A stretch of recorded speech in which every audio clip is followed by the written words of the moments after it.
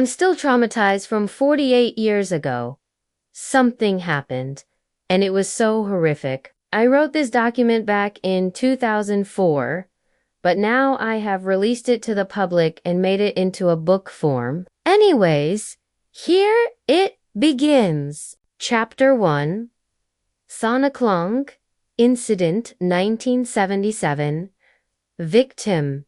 It was the year 1977 in Kajani, and I was getting ready for a sauna night. I had bought lots of beer. It was still very cold and a little bit foggy outside because it was winter. I was driving back home when I saw a bunch of police officers investigating a crime scene in my neighborhood. It was a bit weird because my neighborhood was usually very quiet and peaceful. My friend was also with me, coming to the sauna with me. We drove to the cottage and got out of the car. It was dead silent outside. After a few hours, we were ready to go to the sauna. We went inside the sauna, sat down, and talked about some random things. After some time, my friend left to get some more beer from the car. At the time he was out, I went to the terrace to drink beer. I had the radio on, and the news radio channel said that there might be a serial killer in the zone of Kajani, Finland. I was scared to hear it, so I thought that it was safer in the sauna than outside, so I went back in the sauna. After some time, I heard noises under the sauna benches, and it was weird. I went to look under the benches, and then suddenly I was being pulled under them. Then just at that time, my friend came back with a loaded shotgun. He said something about that he was being followed, but then he noticed that I was being pulled under the benches, and he tried to shoot at the thing under them, but he missed and almost hit my knee. Then we heard police sirens outside my house. The thing under the benches managed to escape through a hole in the floor that I forgot to fix. Then probably about 5 police officers came into my house, aiming their guns, and said that they detected some weird creature in my yard. They then asked that did I see where the thing went, but I couldn't tell where it did go, the thing. Probably was the serial killer. Then a few days later, everyone started to call the serial killer because he was linked to the sauna accident. I thought that it would be a good idea to move away from my cottage to somewhere else, like in a city. So I decided to sell my cottage, and surprisingly, someone bought it. Chapter 2, Sauna returns 1981. Victim Does. Uko. In the year 1981, summer holiday started, and my family of 2 kids, my wife and me, bought the cottage. A few days later, we decided to test out the sauna. My wife found an old shotgun shell from there and threw it away. After some time, my family and I went fishing at the nearby pond. After an hour or 2, we went inside because the sun was setting. The kids went to sleep, and I went to drink some beer and watch TV. Then, after some time, I heard screaming from upstairs. Uko Jakila's wife's perspective. I heard one of my kids screaming in the upstairs bedroom, so I went to check on him. He was scared and asked that can I check under his bed if there were any monsters. I checked, and sadly was someone. It was this. He jumped out from there and stood up holding a Uko Joquila's perspective. I came in the room and saw that Sauna stabbed my wife. Then one of my kids jumped outside from the nearby window and landed in a spiky bush.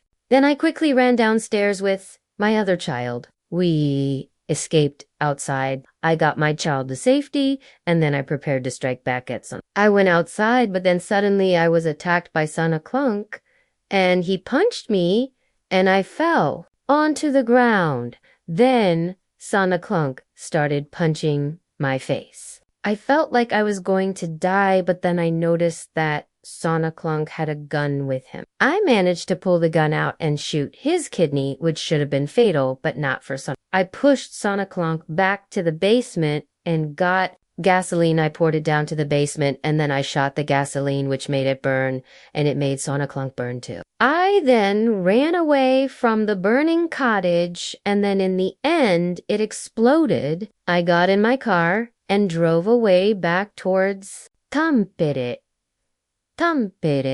Chapter 3. Urban Explorers, 2002 Victims. Tour, Juho, Joni and Samuel. In July, me and 3 friends went exploring an abandoned cottage that exploded and went up in flames in the year 1981, and the stories told that there was some kind of serial killer named. My friends' names were Tor, Juho, and Joni. It was late at night, and we all had flashlights, except my flashlight was terrible, and I mean terrible.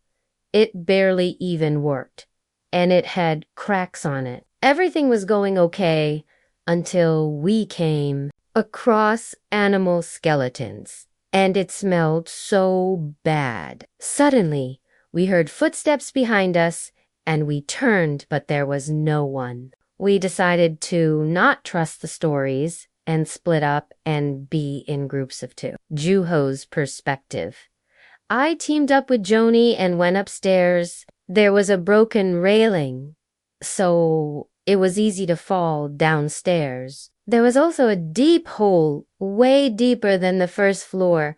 It was like 9 meters deep. Suddenly I felt a tap on my shoulder, and when I turned, there was I tried to punch toward it, but nothing worked. He pushed me from the broken railing, and it caused me to fall into the darkness. Joni's perspective.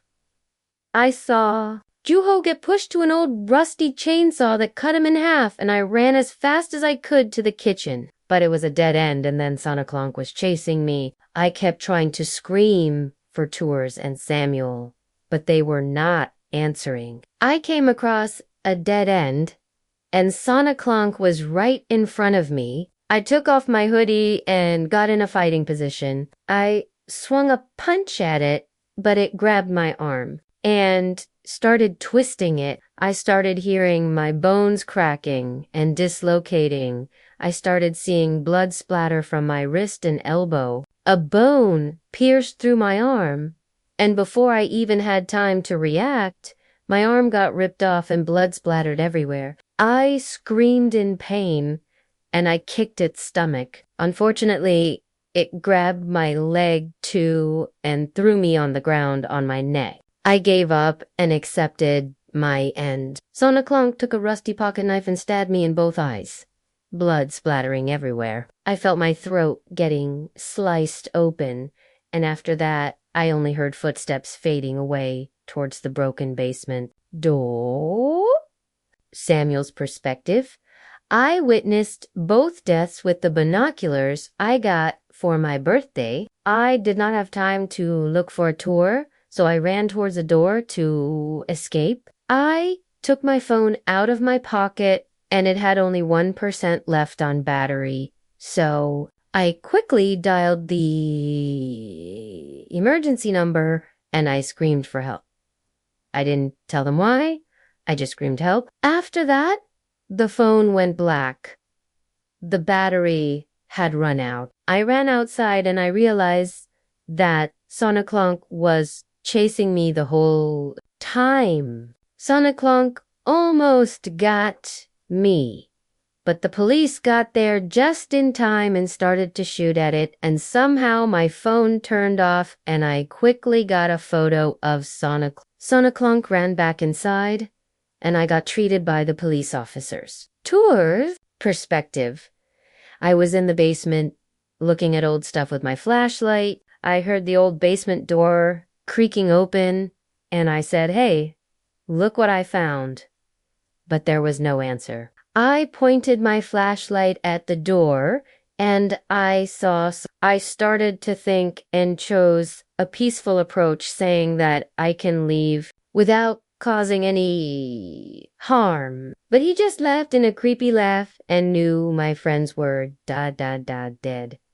The talking could not work, so I threw my flashlight at Sonaklonku's head. But it did nothing. It ran towards me, grabbed me, and threw me at a brick wall. I heard some of my ribs breaking when I hit the wall, and blood started flowing from my mouth. Sonaklonk ran towards me and tried to rip my back open, but I got free. I tried to run to the basement door, but I slipped on a mud puddle and something sharp cut my hand open. I also hit my head on an old frying pan. Blood was gushing out of my hand and head, but when I tried to get back up, Sonaklonk threw a cooking knife at my leg, trapping me to the ground. It ripped off both of my hands.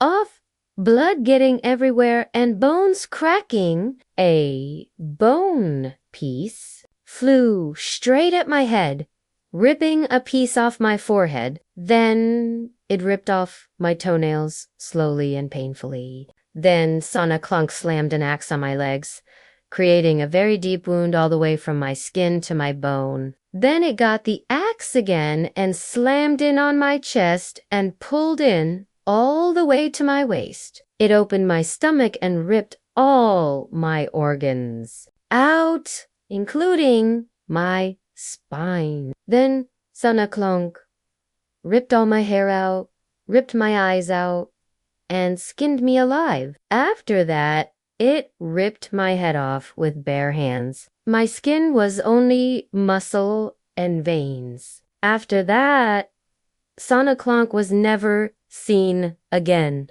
For now,